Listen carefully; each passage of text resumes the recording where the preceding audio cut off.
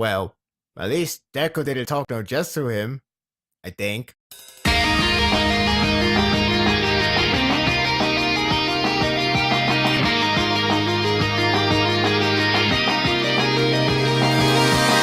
The battle is over. The festival will live on. Well, at least not being burdened by Gento, that's for sure. So in that case, they're safe. It's abundantly clear that he and La Brava are the catalyst of the arc. And it's a shame that this has ended before any great potentials of fun could have gone through for the otherwise fair but side note focus.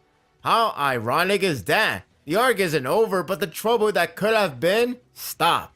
Regardless, it was a really good way to end. Honestly speaking, everyone else didn't amount much in the arc, as it feels more of a cleanup than giving them a huge credit to develop significantly. The same can be said for Deku, as he is more portrayed like a character that shares the thoughts but don't develop it. Think as the protagonist's role in the cash grab movie. They're the one to share it, but not much learned from outside. Yes, he has a new technique, but that's about it. There is a chance for him to exploit more if Kohi decides to dive in further in the next chapter or so, though there's no sign as of yet. Gento is practically carrying this arc with his charisma along with his partner La Brava. While I don't speak for everyone, nor I intend to, I wasn't so much into the festival idea as it was beginning to deviate from it to focus on Gento and his quest to make a name for himself. I don't know what that said about the writing, but after the arc truly ends, I will think over carefully. After all, it is a good time to focus on the festival entirely, though it could be challenging on the execution since Gento was the show stealer.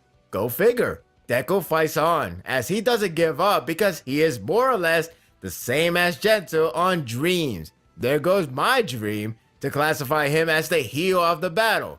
It would have been more appealing, in my opinion at least. Oddly enough, the fans seems to buy into that idea, but the writing doesn't acknowledge it. Instead, Deku practically confirmed that they're in the same mindset on dreams, but their action differs. He wants to be the one to shine the light for a brighter future. It's almost like Talk no Jutsu, though it's done on the respectable level, rather than changing into a new man. La Brava was preparing to hack the security system, so Gento can win. Funny how just a tiny step can determine the fate of everything. Sadly for her, not only she got desperate to move closer to the base, but she stumbles upon Hondog and others tracking down the villains. One way or another, Gento no longer has a chance to win. At least she didn't get arrested right away, leaving a room for her to interact with Gento once more, but only sadness waits. While she was away, it enters the final phase of the battle, and it was pretty solid. Gento was ricocheting himself with his quirk to dodge Deku flicks. Yeah, that's right, flicks. But this time, he actually did 4 at once. And by that, I mean he used 4 fingers in one shot. I wonder if he was using 20% on those fingers. It wouldn't matter since Gento dodged all of them, but left with an opening for Deku to kick him down for the win. Shoot style St. Louis smash, as he called it. Despite the power-up, Deku still overpowered him. I find it odd with his line of Gento being the toughest battle he has fought yet. Did his fight with Overhaul get retconned? Because that would be brilliant. In all seriousness, it's kind of forced to insert that line without reinforcing it. I could buy in if he was more elaborated about it. Like if he were to mention that the other battles he had were more of a help than leaving the fans to insert it for themselves. It comes off more of putting Gento as a credible villain by the mangaka himself rather than the character. I don't know where the thought of Deku was being nice to him comes from, but again, the fans will do as much as possible to make it good. While you can be somewhat disappointed of the end result, the real show stealer isn't the combat itself, though it has really good choreograph, but it's the emotion behind it for Gento and La Brava. I guess it's worth mentioning that La Brava's quirk can only be done once a day, so she can't go infinite time. It's sad that she has to witness the total defeat before her. With Hondo coming to her rest and Gento already defeated, the end is here. she can only beg Deku to release him, pouring out all of her emotions in front of Gento. What's also saddening is that Gento actually didn't want her to join with him in the past because he knew his action would be villain-like, but she didn't care. As long as she can be with Gento, that's all good. Plus, she has hacked before, so her record isn't exactly clean, even without him. I know Obsession is usually done in comedy, and while this one has that, it also has the drama behind it, and I was compelled by it. In a short time, Gento did present as an appealing character. It helps that he wasn't a real villain, as in written to be like similar to Overhaul or Shigaraki, which leaves room for good nature. It's as if anti-villain is where Kohi shines, but otherwise, it could be questionable. I like the fact Gento thought the possibility to make her run free would do more harm than good. If you have read enough series with an interchanging Yandere character, you will understand easily.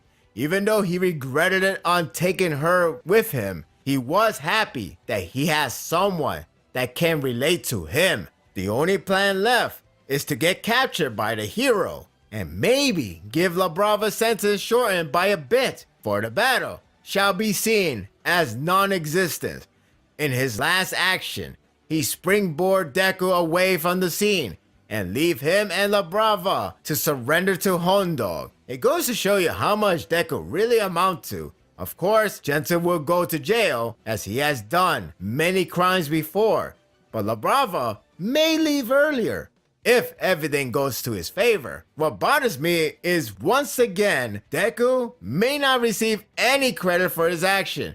Seriously, it is redundant already, including bumping to a villain along the way. I could understand if it is a part of a big plot of not being recognized, even though it barely filling it in, but it's ridiculous. Many series will keep building up the protagonist's reputation and keep in check. Here, however, it's like it's too soon to pull the trigger. So when? Again, I am reacting on what's happening now, not reviewing the arc as a whole. So time will tell. The artwork is great though. I like the action sequence as it plays off as one more hit would decide the winner. Even though Deku was clearly the stronger one, it was still riveting to watch them clash. It's the end of the road sensation for Gento and La Brava, but left on a depressing feel. I am fond of their chemistry, but now that it ends here, well, like many things here lately, it was fun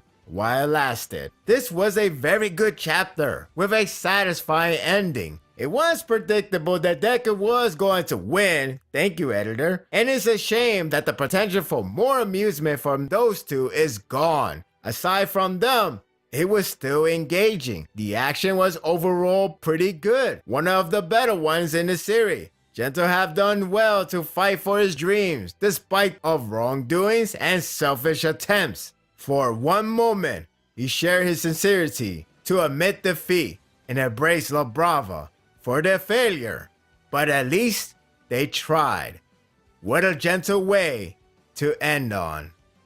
And that will do it for the review. I hope you enjoyed this one. I was really predicting that they was going to invade the festival. At least it will have the other characters to participate some way in their own fashion, but I guess that's not going to happen. Yeah, I mean, you could still say, hey, a villain will invade somewhere, somehow, but that would just make things busy, especially we just have Deku going against Gento, which is like the main focus, even though the main focus should be the festival, but it got overshadowed in some form. But who knows? Maybe something will happen. Maybe a normal thing will happen. Maybe Deku will actually miss out. Or maybe the festival will get canceled because of a one trespassing moment. I don't know. But we'll see how the next chapter will play out. What do you think of the chapter? Share your thoughts in the comment. If you like this and want more of this, subscribe to my channel and my world will be yours to stay. Until next time, take care.